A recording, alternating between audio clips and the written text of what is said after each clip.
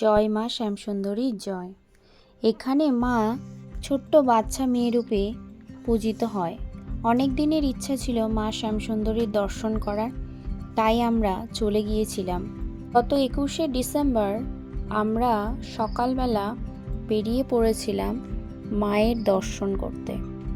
আর যেহেতু আমার বেস্টি এখন শরীরটা খারাপ, কারণ এই অবস্থায় ও তো ট্রেন জার্নি করে যেতে পারবে না, তাও বললো কি যে আমিও একটু যাব।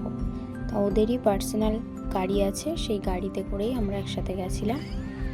আর এটা খুবই কাছে, শিয়ালদা থেকে বেশিক্ষণ দূরে নয়, আমার স্ট্রিট থেকে একটুখানি গেলেই তোমরা দেখতে পাবে। এটা একটা বাড়ির মধ্যেই মা রয়েছে এবং জায়গাটা একটু ছোট বলেই একটু অসুবিধা হয়তো, কিন্তু ভিতরটা অনেক বড় আছে আর প্রত্যেকেই মায়ের দর্শন লাভ করতে পারবে।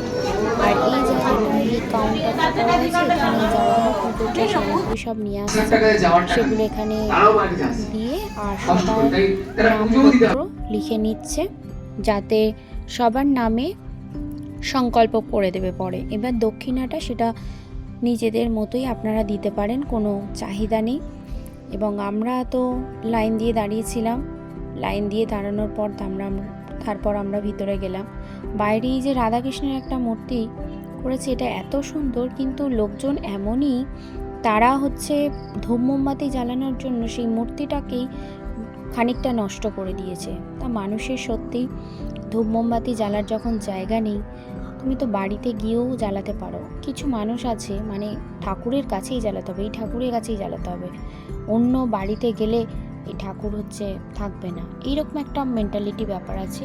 এইখানে এই যে বড় একটা হল ঘর, এই ঘরের মধ্যে সবাই আমরা দাঁড়িয়েছিলাম এবং ওরা জোরে জোরে পুষ্পাঞ্জলি মন্ত্র বলছিল। মাইকে বক্স লাগানো ছিল, যার কারণে অসুবিধা হয়নি।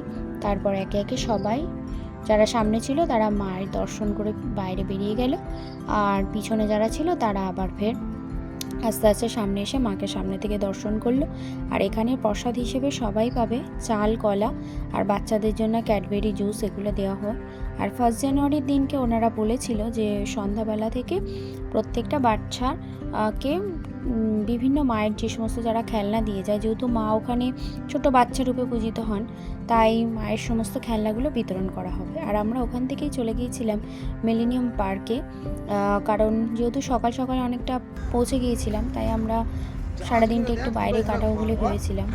বিকেলেই বাড়ি ফিরেছি, ওই জন্য আমরা একটুখানি বাবুঘাটের ওখানে ঘুরে টুরে নিলাম, ঘুরে টুরে নিয়ে ওখানে একটু খাওয়া দাওয়া করে তারপর আমরা ঘরে ফিরেছিলাম। আর ওখানেই একটা রেস্টুরেন্ট ছিল, রেস্টুরেন্টটা খুব ভালো, ওখানে আমরা বসে খাওয়া দাওয়া করলাম। কারণ অনেকদিন পরেই আমরা বেরিয়েছি। বছরটা সত্যি 2025টা আমাদের জীবনে প্রথম দিকটা ভালো কাটলো, 2 মাস থেকে আমাদের জীবনে মানে একটা অভিশাপ নেমে এসছে। জানি না 2026 কেমন কাটবে, তবে আশা রাখবো ভগবানের উপর বিশ্বাস আছে, ঠাকুর সব কিছুই ভালো করে দেবে। আর এই পার্কটা না খুবই সুন্দর, পারলে তোমরা সবাই ঘুরে এসো। ভিডিওটা কেমন লাগলো অবশ্যই